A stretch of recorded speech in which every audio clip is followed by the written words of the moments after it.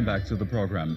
In the resolve of the government to increase the present minimum wage being paid to Nigerian workers, in the last few weeks, representatives of Labour and the committee set up by the federal government, that's the tripartite committee, have been negotiating. While the state governors had proposed to pay 22,500 naira on one hand, the Nigeria Labour Congress, that's the NLC, insisted on 30,000 naira, and this was submitted by the tripartite committee to the president. Now, following this particular development, there had been speculations that the president had endorsed the proposed 30,000 naira. But in a statement by Femi Adesina, that's the special assistant to the president on media and publicity, concerns were expressed over the recurring reports alleging that the president has accepted the said amount. I'm now being joined by the General Secretary of the Federation of Informal Workers of Nigeria, which is a body of the ULC, Mr. Gbenga Komolafe. Thank you for joining us on the program. Thank you. I think we'd like to kickstart. Can you fill in the gap for us? The report was submitted to the president earlier this week. Yeah. Has there been any form of negotiation since then? What has been happening behind the scenes? Well, there have been negotiations and negotiations. You know, the issue of minimum wage has been on actually since 2016, as you might be aware. And unfortunately, however, government has rather been too slow in responding for the demand for a review of the minimum wage law. Why do you say that? Yeah, like I said, since 2016, Labour has made all the overtures because the review is supposed to take place every 10 years. Okay. And so ordinarily, we should have had a review without any stress, as is the case in most other parts of the world. But unfortunately, government has continued to drag its foot over allegations of bad state of the economy and all of that. Why do you call them allegations?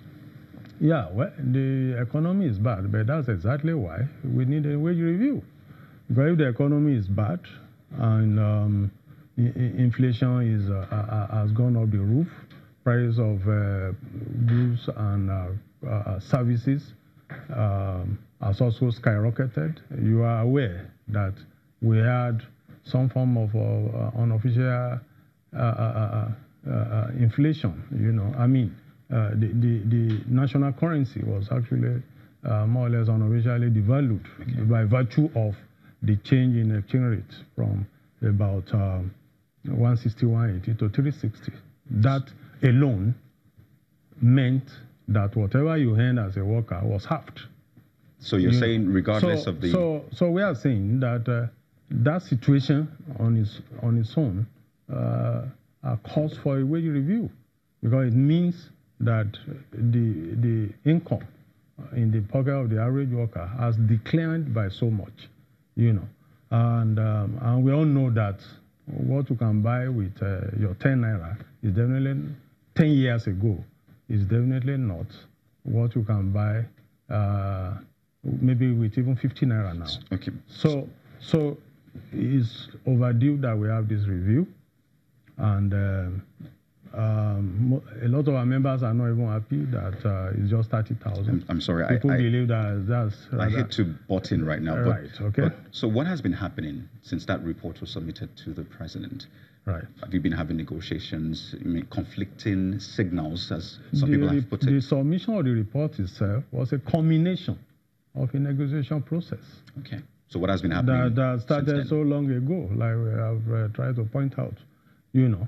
So ordinarily, once you have the report submitted, you have all the parties in the committee, and what makes the committee is, first of all, the government, the private sector, the organized private sector, and the organized labor.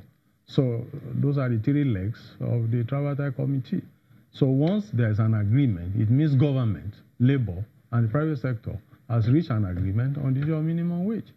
So the issue of submission and all of that, the current drama is just funny. So for you, this is done and dusted. So as far as we are concerned, once government endorses at the level of the tripartite committee, whoever represents the government endorses that, it's done deal. So for us, it's just the formality of the government and the federal government has sent it to whatever recommendation, presenting it to the National Assembly for ratification into law. Because issue of minimum wage is also a legislative issue. It must pass through the National Assembly. I'd like to take you back a bit. Whatever happened to the 56,000 naira that was proposed 2016, mid-2017, and all of a sudden, just briefly, what happened to it?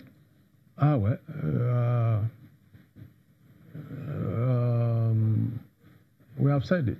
The government, the private sector have been rather intransigent on the need for a realistic wage structure for Nigerian workers. I have something here. Okay, so can you give us briefly? Algeria has a minimum wage of $175, which is 83,000 naira.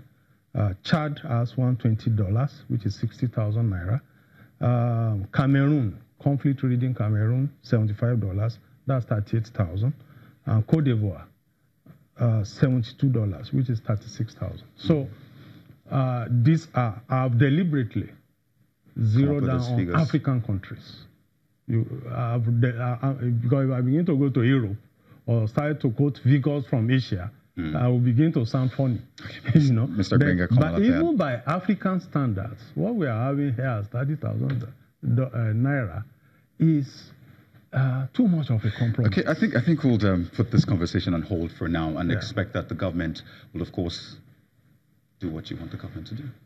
Yeah, we hope so. We hope reason will prevail on this matter.